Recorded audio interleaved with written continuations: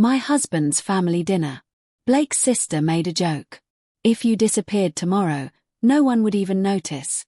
The world would probably thank us for one less obstacle to progress. Everyone laughed except me. I just raised my wine glass and said, "Challenge accepted." I moved out that night, cut contact, and vanished. A year later, guess who's forgotten now? I'm River Johnson, 32, and despite 6 years of marriage to Blake Whitmore, I've always felt like an outsider in his family's world of luxury real estate development. Last spring at Sterling Whitmore's 65th birthday dinner, I hoped things would finally be different. Blake's sister Sloane had other plans. While everyone gathered around their mahogany dining table, I tried sharing news about winning a prestigious environmental award for my wetlands restoration work. Sloane interrupted with a dismissive smirk. If you disappeared tomorrow, no one would even notice. The world would probably thank us for one less obstacle to progress. The table erupted in laughter. Even Blake. I just raised my wine glass, locked eyes with her, and said, "Challenge accepted." I moved out that night. What happened when I reappeared a year later changed everything. Blake and I met during my graduate studies in environmental engineering. I was researching sustainable urban development while working nights at an eco-friendly coffee roastery to pay tuition. He was completing his MBA, fully funded by Whitmore Properties Trust Fund. We connected when he attended a sustainability conference I was presenting at, claiming interest in eco-conscious development. Our romance felt like destiny. Within 3 months, we were inseparable. By graduation, he proposed with a ring that cost more than my entire student debt. I was swept away by his charm, intelligence, and what I believed was genuine commitment to environmental responsibility. When we married a year later, I thought I was entering not just a partnership but a family that shared my values. Blake had convinced me the Whitmores were evolving, becoming more environmentally conscious developers. The Whitmores were everything my family wasn't. Affluent, politically connected, and ruthlessly efficient in their business model. Sterling Whitmore built his luxury development empire from a single apartment complex into a regional powerhouse. Victoria managed their social calendar with military precision while serving on museum boards and charity committees. Sloane followed in their father's footsteps, already a marketing director by 28, specializing in what she called perception management. Trevor, the older brother, handled international acquisitions with his wife Sabrina, a corporate lawyer who specialized in regulatory navigation. My background couldn't have been more different. Raised by parents who both worked for the city, dad in water treatment, mom in parks maintenance, I grew up understanding that environmental protection wasn't abstract policy but daily responsibility. My sister Autumn and I shared a bedroom until college, spending weekends helping dad test water quality at local lakes and learning to identify invasive plant species with mom. When I first visited the Whitmore estate, I felt like I'd entered a different world. The sprawling colonial sat on 15 acres of manicured lawns that required constant chemical treatment to maintain their artificial perfection. The indoor-outdoor living spaces were stunning, but I couldn't help noticing the environmental cost, the heated pools, the imported stone, the energy-intensive lighting systems. The class differences manifested in subtle but persistent ways. Victoria would praise my passionate environmental work as if it were a charming hobby rather than professional expertise. Sterling would explain basic business concepts during dinner, despite my having managed environmental impact assessments for major municipal projects. Sloane would helpfully suggest I broaden my perspective beyond niche environmental concerns, always with a patronizing smile. "They mean well," Blake would say whenever I mentioned these microaggressions. "Sloane's just protecting the family business. That's how she shows love." But Sloane's version of protection felt increasingly like warfare. At our wedding, her maid of honor speech included pointed jokes about Blake finally settling down with someone who'll keep him grounded, literally. When we announced buying our first home, she questioned whether the neighborhood's environmental restrictions were really practical for a Whitmore. When I landed a major wetlands restoration contract, she wondered aloud if they'd hired me because of Blake's family connections. Despite this, I persevered. I volunteered for Victoria's charity events, even when they supported causes I found ethically questionable. I referred environmental consulting work to firms partnered with Whitmore Properties. I remembered everyone's birthdays with thoughtful, sustainably sourced gifts. I bit my tongue when dinner conversations turned to vacation homes and private jets, their carbon footprints equivalent to small cities. For the first few years, I maintained my environmental consulting practice, building recognition in regional sustainability circles. Then Blake received an opportunity to lead Whitmore's Green Development Division, a new branch supposedly focused on sustainable luxury properties. Without discussion, it was assumed I would provide unpaid environmental expertise while scaling back my independent practice to support his career advancement. My client base gradually narrowed to projects that wouldn't compete with or contradict Whitmore interests. My world contracted to Blake's intermittent presence and his family's increasingly judgmental orbit. Last winter, I miscarried at 12 weeks. The physical pain was manageable, but the emotional devastation was profound. Blake was in Miami negotiating a beachfront development deal. He offered to come home but seemed relieved when I said I could handle things alone. Victoria sent flowers with a note reading, "Perhaps nature knows best. Focus on supporting Blake's career for now." Sloane suggested that stress from your consulting work might have contributed to the loss. Only Autumn drove 8 hours to stay with me, bringing homemade soup and sitting through grief-soaked nights. The contrast between her genuine care and my in-laws' clinical distance revealed something fundamental I'd been refusing to see. But I buried this realization, another disappointment swallowed in service of maintaining family harmony. By spring, I was a shadow of myself. My consulting work had become routine environmental assessments with predetermined conclusions favoring development. My friendships had withered under the demands of Whitmore's social obligations. My marriage felt increasingly performative, each interaction carefully calibrated to avoid conflict. Still, I clung to hope that Sterling's 65th birthday celebration might mark a turning point, that I could somehow earn genuine acceptance from the family I'd married into 6 years ago. The Whitmore birthday celebration was a neighborhood legend. Victoria spent weeks orchestrating the menu with their preferred caterer. Sterling showcased his latest acquisition, a restored 1920s yacht moored at their private dock. Dozens of family friends, business associates, and political figures gathered at their waterfront estate, the kind of event where influence was displayed and alliances confirmed. Despite 6 years of marriage to Blake, I remained firmly in the outsider category. The morning of the party, I spent 4 hours preparing my contribution. Sustainable hors d'oeuvres using local, organic ingredients, accompanied by information cards about each supplier's environmental practices. Blake was busy coordinating catering logistics and reviewing his toast for his father. "Remember, Dad's announcing the Coastal Haven development tonight," he reminded me as we dressed.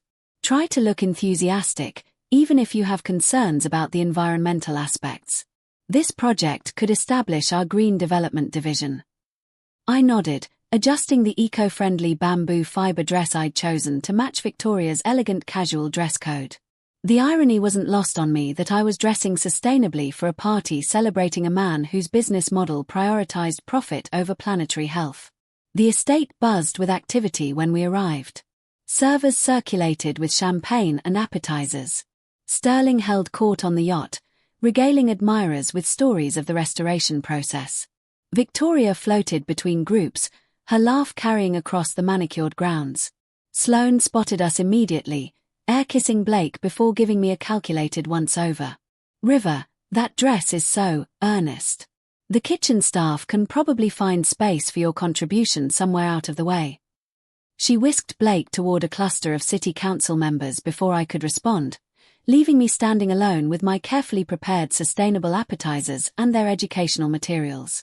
I made my way to the catering area, where Victoria was directing staff with precise instructions. "Oh, River, dear," she said, noticing me hovering with my tray.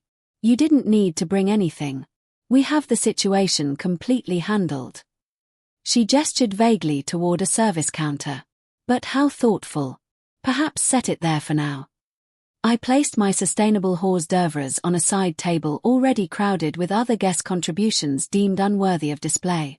As I exited the kitchen, I overheard Victoria instructing a server to make sure Sloane's imported truffle appetizers get prominent placement. The next 3 hours passed in a familiar blur of polite smiles and abbreviated conversations. I'd start discussing environmental policy with one of Blake's cousins, only to have them pulled away by Victoria to meet someone important. I offered to help coordinate the dinner service but was told the staff had their system. I tried joining a conversation about recent documentaries but couldn't penetrate the rapid-fire insider references. Trevor's wife Sabrina received entirely different treatment, despite being married into the family for only 3 years. Victoria proudly introduced her as our brilliant corporate attorney. Sloane included her in reminiscences about family traditions she couldn't possibly remember. Even Sterling, who rarely engaged with in-laws beyond basic courtesy, asked detailed questions about her regulatory work. The contrast was unmistakable, as was the irony that Sabrina looked almost as uncomfortable with the attention as I was with its absence. When dinner was announced, Blake reappeared at my side, having spent the afternoon in intense conversation with potential investors. "Great party, right?" he asked, not waiting for an answer before guiding me toward the elaborately set dining tables.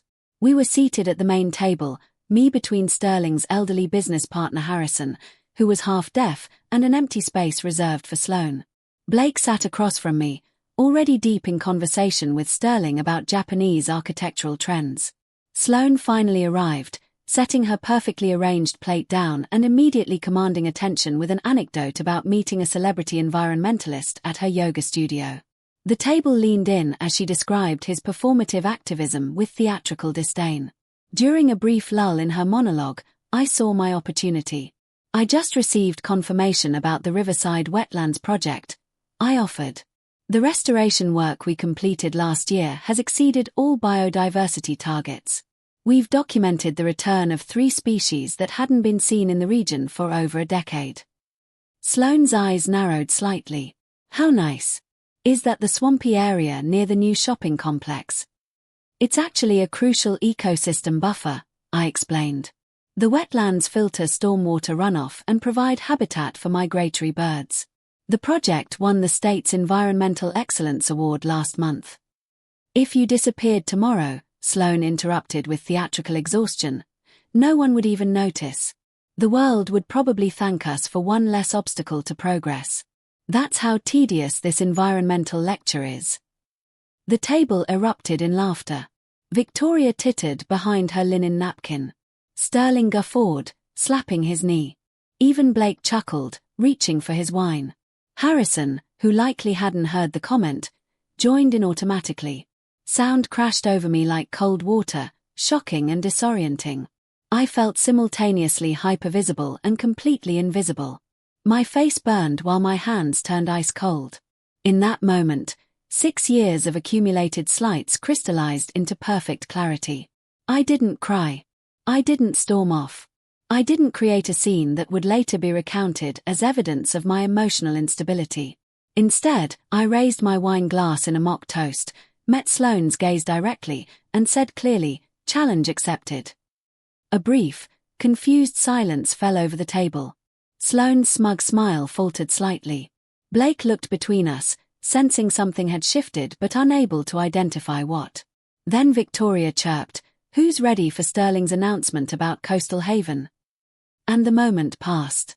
For the remainder of the evening, I observed rather than participated. I watched how effortlessly they all moved through their world of assumed privilege and environmental disregard. I noted how Blake seamlessly blended with his family while occasionally throwing me absent, apologetic glances. I catalogued every dismissal, every interruption, every moment my expertise was trivialized. Most importantly, I listened to the quiet voice inside that had been whispering for years, now finally loud enough to hear, "You deserve better than this." By the time we gathered our things to leave, my decision was made. The only question was implementation. The drive home from the party stretched in tense silence. Blake checked emails on his phone, occasionally reading snippets about the Coastal Haven development's positive reception. I stared out the window, mental calculations running beneath my composed exterior. When we reached our driveway, he finally seemed to notice my unusual quiet. "Everything okay? You've been off since dinner." I considered my words carefully. Sloane's joke about me disappearing, Did you think that was funny? Blake sighed, unbuckling his seatbelt. Don't start with this again. Sloane was just being Sloane. You know how she gets at family events. You laughed, I said simply. It was a joke, River. Not everything needs to be analyzed into a personal attack. He got out of the car, effectively ending the conversation. That night, as Blake slept soundly beside me, I stared at the ceiling, replaying not just the evening's events but the entire trajectory of our marriage.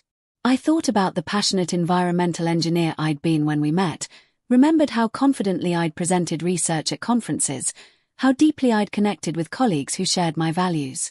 Somewhere along the way, I'd started believing the subtle message the Whitmores had been sending, that I was lucky to be included in their world, that my acceptance was conditional upon compliance, that my worth was determined by their assessment of my usefulness to their agenda. I slipped out of bed at 2 a.m. and padded to my home office. Opening my laptop, I began methodical research. Bank accounts, apartment listings in Portland where my graduate school friend Dakota worked as a marine biologist, transportation options, legal requirements for dissolution of business partnerships. By dawn, I had a comprehensive plan. Blake left for an early golf meeting with Sterling, kissing me absently before departing. The moment his car disappeared down our tree-lined street, I began executing my escape with surprising clarity. First, I called Autumn, my sister who had become a park ranger in Oregon. I need a massive favor, I said when she answered. Name it, she replied without hesitation. I'm leaving Blake today. Can you help me find temporary housing in Portland? 3 hours later, Autumn arrived with a rental truck, packing supplies, and fierce determination. We worked efficiently, identifying what I truly needed versus what could be replaced. Clothes, personal documents, irreplaceable photos, and my environmental monitoring equipment took priority. I can store whatever doesn't fit at my place, Autumn offered, carefully wrapping my framed college diploma. While she organized the physical items, I handled financial separation with surgical precision. I transferred exactly half of our joint savings to my personal account, not a penny more, despite the temptation.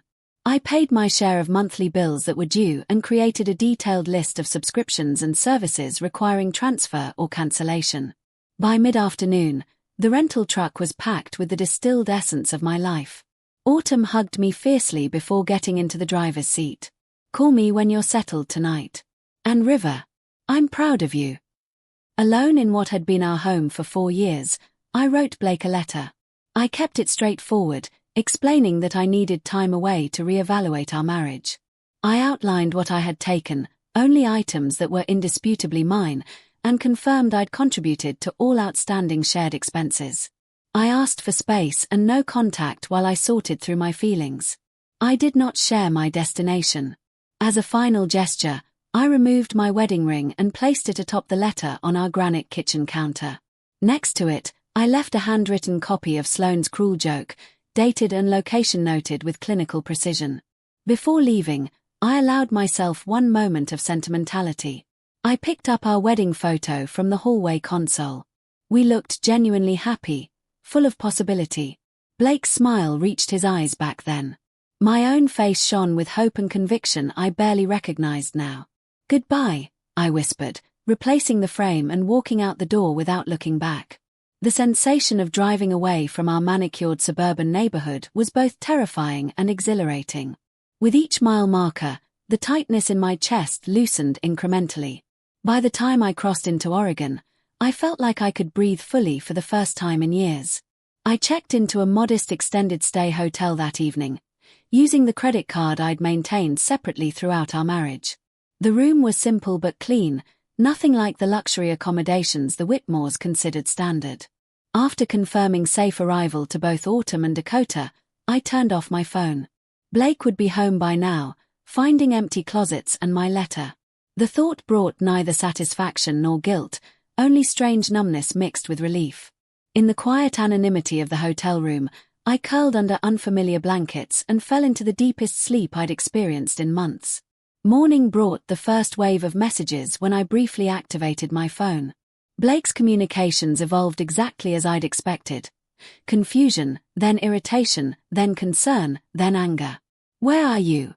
Call me. This is ridiculous. Come home so we can talk. My mother is worried. At least let her know you're safe. You're being incredibly selfish right now. I have the Coastal Haven presentation next week. Fine. Take your space. We'll discuss this when you're ready to be rational. Not once did he mention Sloane's joke or his laughter. Not once did he acknowledge understanding why I might have left.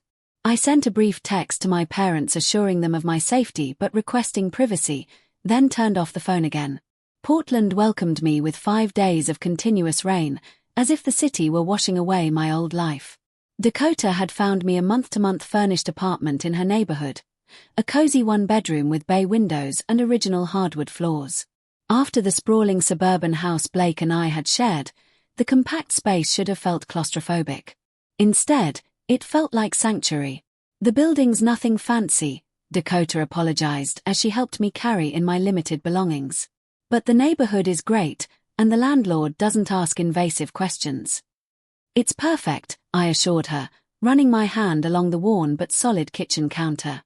It's genuinely mine. That first week passed in a blur of practical arrangements. I opened a new bank account at a local credit union. I established mail forwarding through Autumn rather than leaving direct trails. I purchased a new phone with a Portland area code and created updated profiles on environmental consulting platforms, carefully curating my portfolio to remove work connected to Whitmore projects. Blake's messages continued, transitioning from anger to bargaining. Whatever's going on, we can work through it. Just come home. I maintained silence, not from cruelty, but self-preservation. Every time I considered responding, I remembered the laughter around that dining table, the years of subtle dismissal, the gradual erosion of my professional identity. Sloane posted a passive-aggressive Instagram story 2 weeks after my departure. Family loyalty means everything. You can't choose who stays committed and who runs away. The comments filled with heart emojis from various Whitmore connections. I responded to none of them. Instead, I focused on rebuilding. Autumn shipped the remainder of my belongings in unmarked boxes. I found a therapist specializing in family dynamics and environmental psychology, scheduling weekly sessions that often left me emotionally drained but incrementally stronger. What Sloane said at the dinner, Dr. Martinez commented during our third session. That wasn't the cause of your departure. It was the catalyst. The final straw, I agreed. Tell me about the first straw, she prompted. That question unlocked a flood of memories, environmental concerns dismissed as impractical, achievements minimized as niche interests, opinions interrupted or ignored, all while Blake stood by, not malicious, but complicit in his silence and complicity. By month 2, I had secured steady consulting work through online platforms specializing in environmental services. The projects weren't groundbreaking, mostly impact assessments for small businesses and municipal sustainability audits, but they paid bills and, more importantly, each completed project rebuilt my professional confidence. One rainy Tuesday, I discovered Cascade Environmental Consulting, a boutique firm specializing in climate change mitigation for urban areas. Their work portfolio impressed me: innovative green infrastructure projects, biodiversity restoration in developed areas, cutting-edge research on sustainable city planning. I submitted my resume on impulse, not expecting much response from such an established firm. Dr. Elena Vasquez, the founder, called within hours. Your wetlands restoration work caught our attention, she said without preamble. We're developing a comprehensive urban rewilding proposal for the city council. Interested in a consultation meeting? An hour later, I was sitting in Elena's downtown office, surrounded by architectural models of green infrastructure projects and walls covered with environmental impact data. Elena was a woman in her 50s with silver streaked hair and an immediately engaging manner. I don't care about standard consulting credentials, she said, waving away the portfolio I'd prepared. Show me your innovative work, the projects you designed because you couldn't not design them. I hesitated, then navigated to a folder I'd barely opened since moving to Portland. These were environmental solutions I'd developed independently: experimental urban carbon capture systems, biodiversity corridors through developed areas, stormwater management innovations. All projects I'd pursued before my creativity had been channeled into rubber-stamping Whitmore developments. Elena studied them in concentrated silence, occasionally zooming in on technical details. "You've been hiding your talents," she finally said, looking up with sharp blue eyes. "This work is exceptional. But it's not recent, is it?" "No," I admitted. "I haven't done innovative work like this in years." "Why not?" The simple question struck like a physical blow. I found myself telling Elena an abbreviated version of my story, the passionate environmental work I'd once loved, the gradual compromise of my professional integrity to accommodate Whitmore interests, the slow surrender of my innovative voice to family expectations. Elena listened without interruption, then nodded once. "You're hired for the urban rewilding project. But I have one condition." "What's that?" "You complete one purely innovative design every week, something experimental, forward-thinking, yours alone. I don't care if it's immediately practical. I care that you're rediscovering your professional voice." Elena became more than an employer.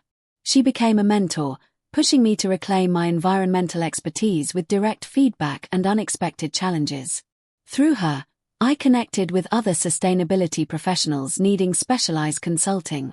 My calendar gradually filled with projects that engaged rather than depleted me. Meanwhile, Blake's attempts at contact became less frequent. The divorce papers I filed through my attorney were met with a barrage of calls I didn't answer. Eventually, his lawyer contacted mine.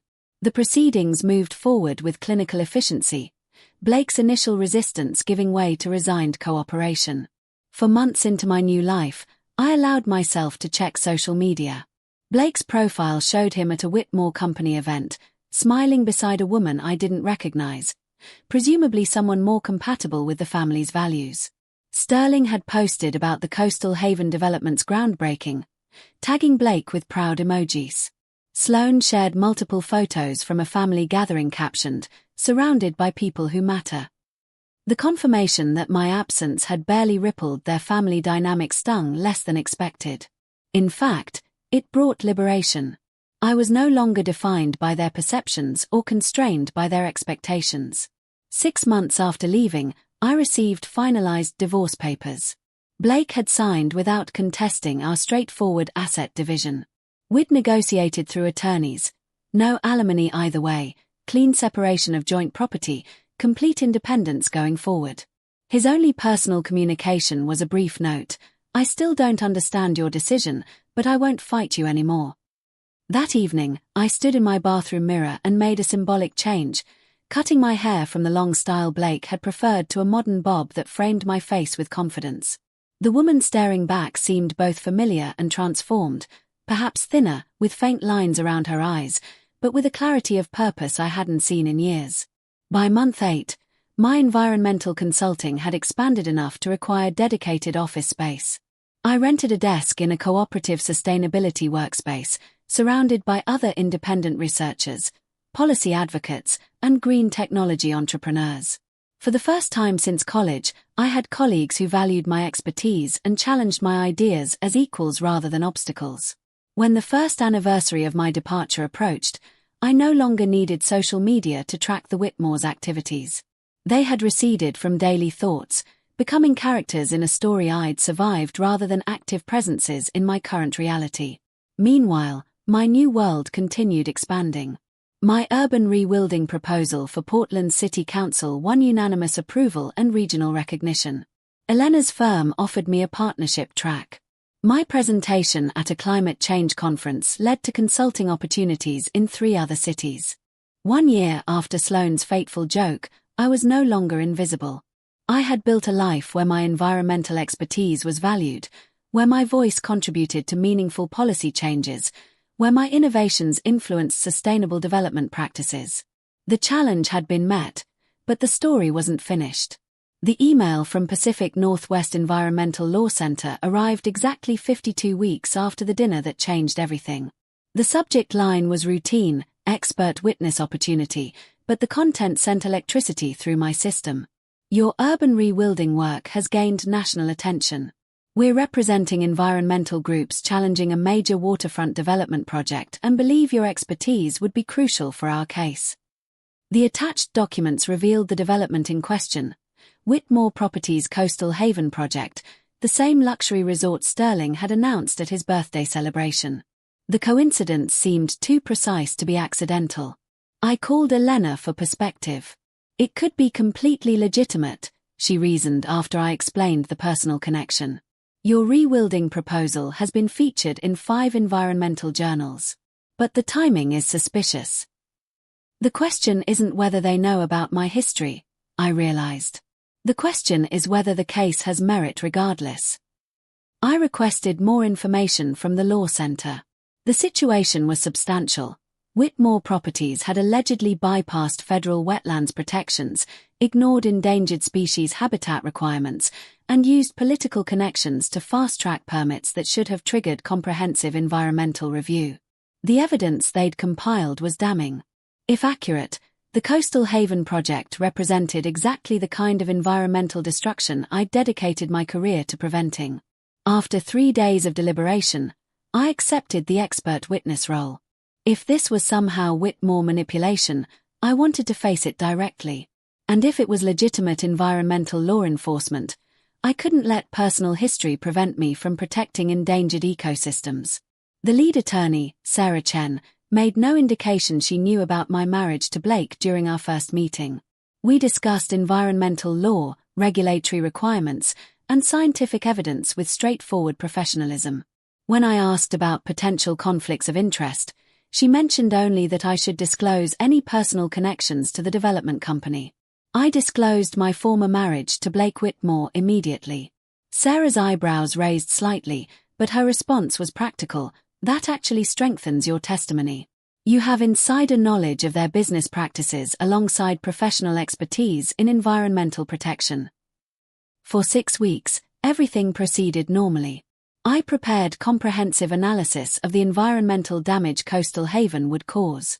My preliminary findings revealed violations of multiple federal environmental laws.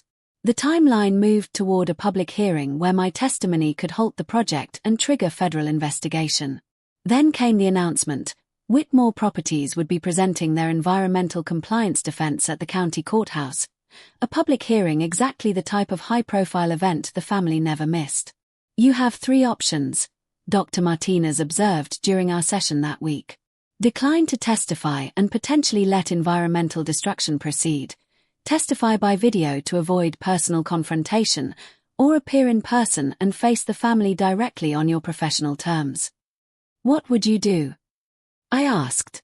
Dr. Martinez smiled slightly. I'm more interested in what River today would choose, as opposed to River from a year ago. The question lingered as I left her office.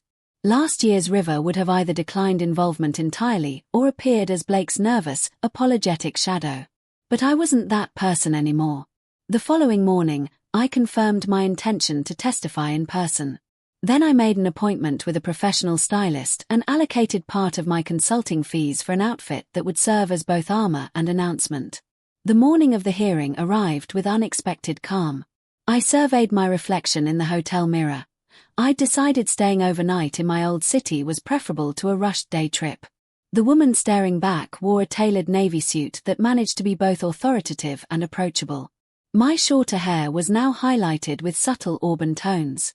The designer shoes, my one significant splurge, added 3 inches of confidence to my height. Most transformatively, the expression in my eyes held no anxiety or apology, just steady readiness for whatever the day might bring.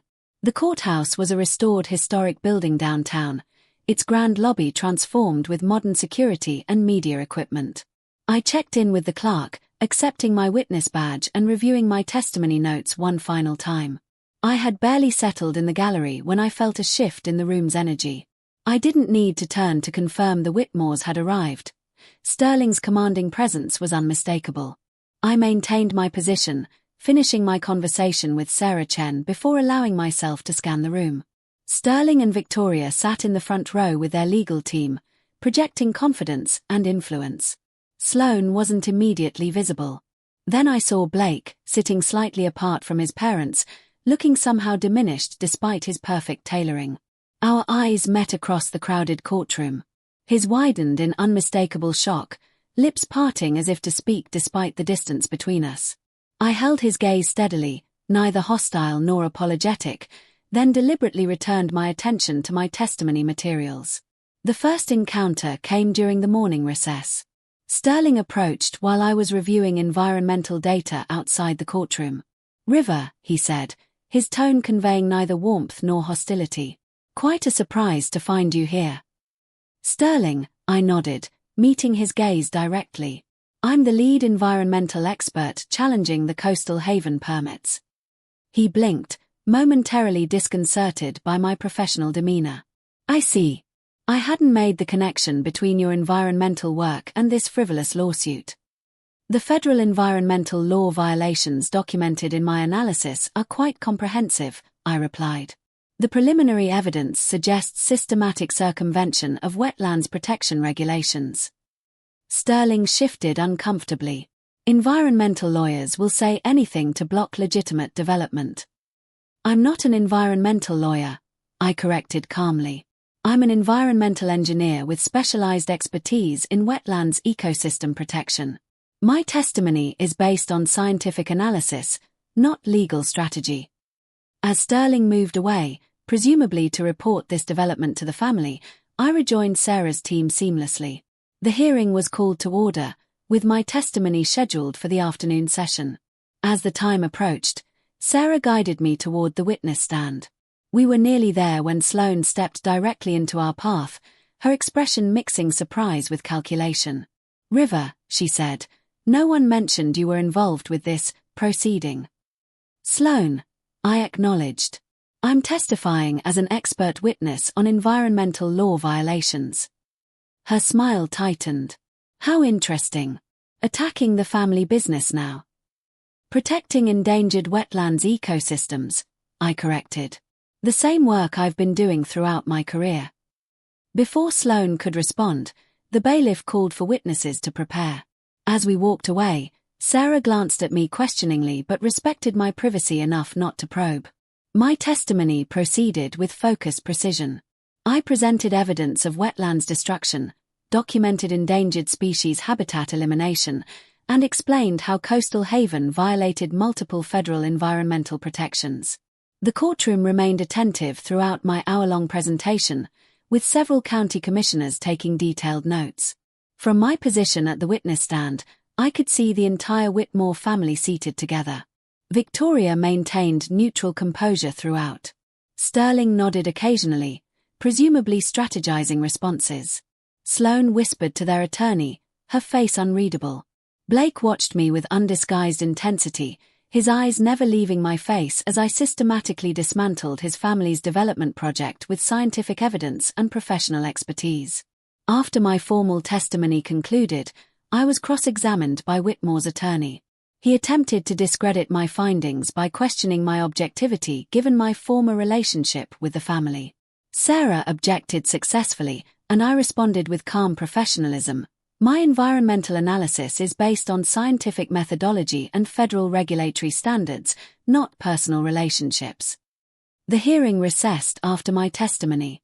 I was immediately surrounded by environmental advocates, county commissioners, and local media with questions and compliments.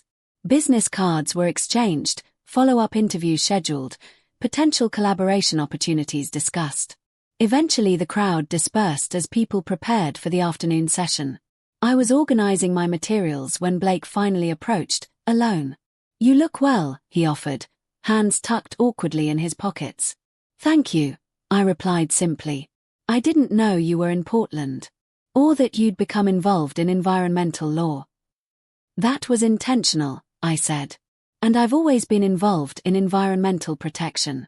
That's what I do professionally." Blake looked down, then back up with unexpected directness. "I've thought a lot about what happened, about Sloane's joke and everything that led up to it.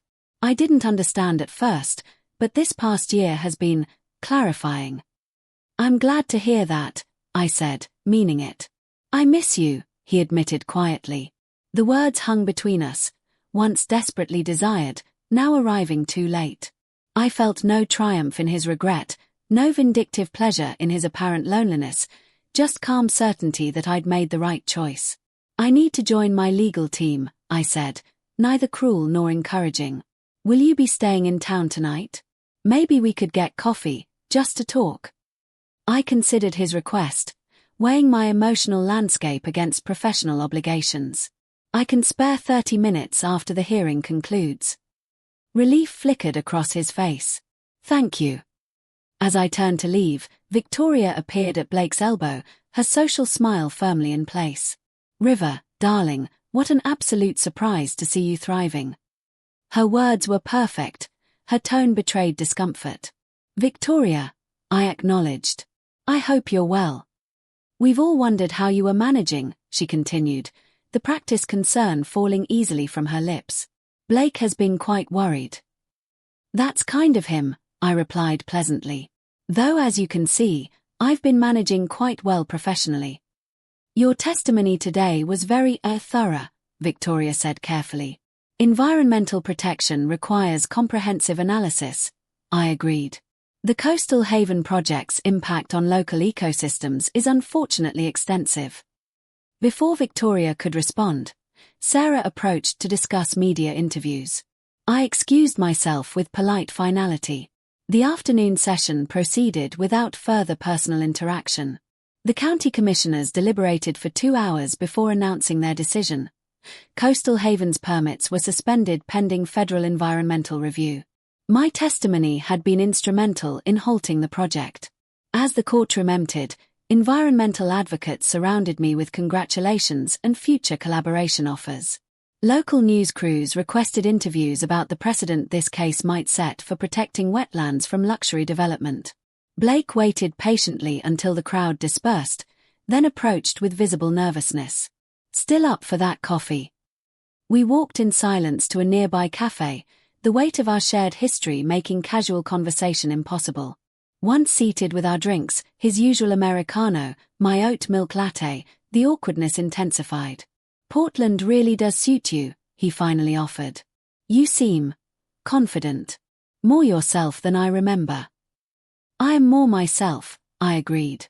It turns out I flourish when my environmental expertise is valued rather than seen as an obstacle. Blake traced the rim of his cup. I've been in therapy since you left. Dad thought it was weakness, but it's been necessary. This surprised me. Blake had always dismissed therapy as paying someone to validate your feelings. That's good, I said sincerely. My therapist helped me understand some things about our marriage, about my family's impact on you, he continued. About how I failed to see what was happening because it was easier to maintain family harmony. The acknowledgement was unexpected and disarming. For a moment, I glimpsed the man I'd fallen in love with. Thoughtful, capable of growth, willing to examine himself. Thank you for saying that, I replied quietly. I didn't protect you, he said directly. Not from Sloane's constant digs, not from Mom's condescension, not from Dad's dismissiveness. I let them treat your career like a hobby and your concerns like inconveniences. No, you didn't protect me, I confirmed without bitterness. But I also stopped protecting myself. I compromised my professional integrity trying to fit into a family that fundamentally opposed everything I stood for. We talked for nearly an hour. Blake shared how the family dynamics had shifted since my departure. With me gone, Sloane's criticism had turned toward his new girlfriend, then toward his environmental interests. Victoria's controlling behavior had intensified. Sterling's disappointment when Blake declined a promotion requiring him to relocate had created lasting tension. I'm seeing everything differently now, Blake explained. Like someone adjusted the contrast on a photo I'd been staring at my whole life. Today, watching you testify against our project with such expertise and authority, I realized I never fully understood who you were or what you were capable of. When our coffee cups emptied, we both recognized the natural conclusion of our conversation. As we prepared to leave, Blake asked the question I'd been expecting. Is there any chance for us? Not immediately, but eventually. I studied his face, once the center of my world, now someone I felt affection for but no longer needed. The year of growth had fundamentally changed me, and apparently him as well. I think we both needed to become different people, I said gently. And I like who I'm becoming now. He nodded, accepting this truth with surprising grace. You were always stronger than I gave you credit for. We both were, I corrected. You just needed different circumstances to discover it. We parted with a brief, platonic hug that felt like proper closure.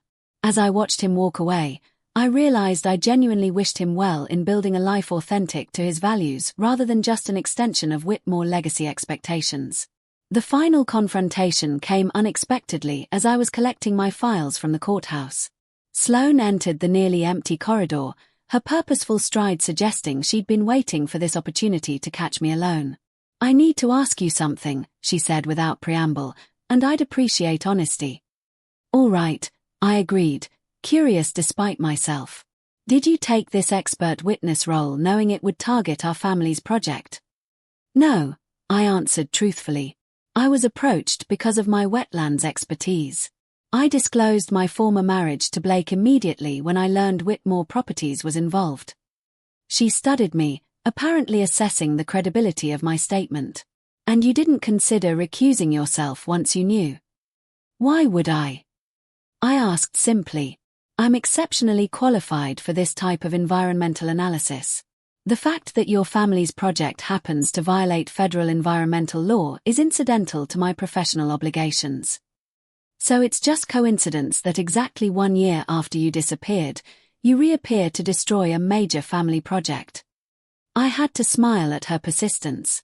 Life rarely arranges itself with such perfect symmetry, Sloane. But yes, essentially. The alternative explanation would be that I orchestrated an elaborate year-long plan, building an entire career in environmental law, establishing relationships with legal organizations unconnected to your family, all culminating in this specific case. That would be giving me far more strategic thinking than I'm capable of, and giving your family far more space in my thoughts than you've actually occupied. The blunt assessment landed visibly. Sloane blinked, perhaps for the first time considering that she might not have been central to my decisions at all. At Dad's birthday dinner, she said after a pause. When I made that joke about you disappearing, I never thought you'd actually leave. It was just family dynamics. The way we've always interacted.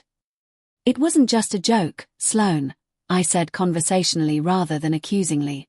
It was the articulation of something you'd been communicating for years, that I was dispensable, forgettable, an obstacle to progress. And you weren't wrong, in a way. In the context of your family's values, I was those things. What I needed to discover was that there are contexts where I'm not. Sloane's composure slipped momentarily, revealing something rarely seen, uncertainty. Blake hasn't been the same since you left. Blake is finding his own way, I replied. As am I. And there's no chance of reconciliation. The question seemed driven by family concerns rather than genuine care for either Blake or me. We've reconciled in the only way that matters, I said. We've both acknowledged the truth of our marriage and found peace with its ending. Sloane nodded slowly, absorbing this finality. As she turned to leave, she paused at the door. Your testimony today, she said reluctantly. It was genuinely impressive work. I would have said so regardless of our history. Coming from Sloane, this professional acknowledgement represented a fundamental shift. I thanked her with simple sincerity, neither overvaluing the compliment nor dismissing it. As I left the courthouse, I felt profound lightness. I had faced each Whitmore individually, navigating these encounters not as the insecure outsider of a year ago but as a confident professional with clear boundaries. The family that had once loomed so large in my life now seemed properly proportioned, just people with their own limitations, struggling with changes they couldn't control. The Coastal Haven case generated significant media attention over the following weeks. Environmental law organizations cited it as a precedent for holding luxury developers accountable to federal regulations. My analysis was referenced in 3 law journals and led to consulting opportunities in 5 other states. More meaningfully, the protected wetlands became a model for urban ecosystem preservation.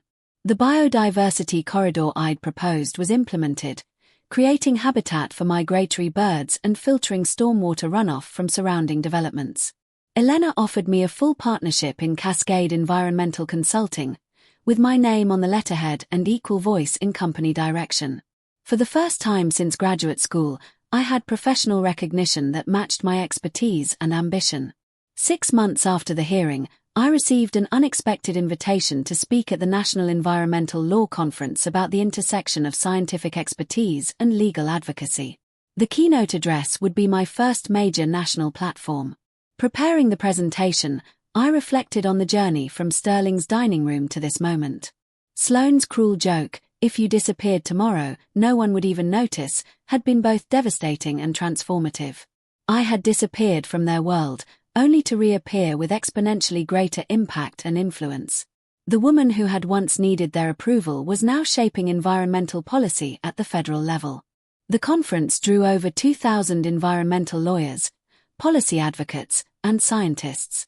My presentation focused on how technical expertise could bridge the gap between environmental science and legal enforcement. The standing ovation lasted 3 minutes. During the networking reception afterward, I was approached by Dr. Amelia Santos, Director of the National Environmental Protection Foundation. "Your Coastal Haven testimony has been revolutionary," she said. "We're launching a new initiative to challenge development projects that circumvent environmental law. Would you consider leading our technical advisory committee?" The offer represented everything I'd worked toward: national influence, unlimited resources for environmental protection, the ability to prevent projects like Coastal Haven across the country. "I'm interested," I said without hesitation. That evening, alone in my hotel room overlooking the conference city's lights, I called Dakota to share the news. Our friendship had evolved into something deeper over the past year. Someone who understood both my professional passion and personal journey. "You've become exactly who you were meant to be," Dakota said after I described the foundation opportunity. "Not who Blake's family wanted you to be, or who you thought you should be, but authentically yourself." It's strange, I mused. A year ago, I thought disappearing meant becoming invisible. Instead, it meant becoming visible for the first time. 3 weeks later, I accepted the foundation position and relocated to Washington, D.C. My first initiative was establishing national standards for wetlands protection that would prevent future coastal haven projects. The irony wasn't lost on me that my departure from one family had led to protecting countless environmental families, the interconnected ecosystems that sustain biodiversity across the continent. On the first anniversary of my testimony against Whitmore Properties, I received a brief email from Blake: "Saw your appointment to the Environmental Protection Foundation in the news. Congratulations. You're changing the world exactly as you always wanted to." I appreciated his acknowledgement but felt no need to respond. Our chapter had concluded. My current chapter was just beginning. Standing in my new office overlooking the Potomac River, I thought about Amanda's challenge one final time. She had been right that my disappearance from their world would go unnoticed by them. What she couldn't have predicted was that disappearing from their narrative would allow me to write my own. The challenge had been accepted, exceeded, and ultimately transcended. I had vanished from a life that diminished me only to emerge in one that amplified my purpose. Sometimes the most powerful response to being told you don't matter is proving that you matter more than anyone imagined, just not to them. The woman who had raised a wine glass in defiant toast 18 months ago could never have envisioned this trajectory. The woman writing environmental policy that would protect ecosystems for generations could never return to who she had been. And in that transformation lay not just personal victory, but environmental progress that would outlast any family drama, any personal slight, any moment of cruelty that had once seemed insurmountable. The opposite of disappearing isn't being noticed. It's becoming so fully present in your own purpose that external validation becomes irrelevant. Have you ever had a moment when someone's cruel words actually pushed you to make a life-changing decision? Thanks for watching. Take care, and good luck. After listening to today's story, perhaps it has raised some new questions in your mind, or maybe it has brought back some memories. Every day, new experiences and moments create fresh stories that connect all of us. Everyone has their own unique journey in life, and we all try to understand the world in our own way. These moments remind us that we are all human, sometimes happy, sometimes struggling, but always learning something new. If you enjoyed this story, feel free to share it with your friends. Your thoughts and feedback are always valuable to us, as they motivate us to create even better content. Every story has its own unique perspective, and our goal is to understand everyone's viewpoint and make our content diverse and relatable. Stories like these help us realize that life's journey is different for everyone, and by hearing other experiences, we learn something new. You can also share your own stories with us. Your experiences are valuable to us as well. And if you enjoyed this video, please leave your feedback. We aim to create content that brightens your day and gives you new perspectives every time. What we witnessed today was just a small part of the many stories shared across the world. It's a reminder of how we all try to understand life by sharing our experiences with each other. This video was an example of how we try to connect through storytelling, learning about different aspects of the human experience. We hope to continue sharing such stories that help us all learn and grow together. Thank you for your time. And don't forget to keep an eye out for more stories coming soon. If you haven't already, please like and follow for more amazing content. Your support keeps us going, and we will strive to bring you more thought-provoking and heartwarming stories. Until next time, take care and stay curious.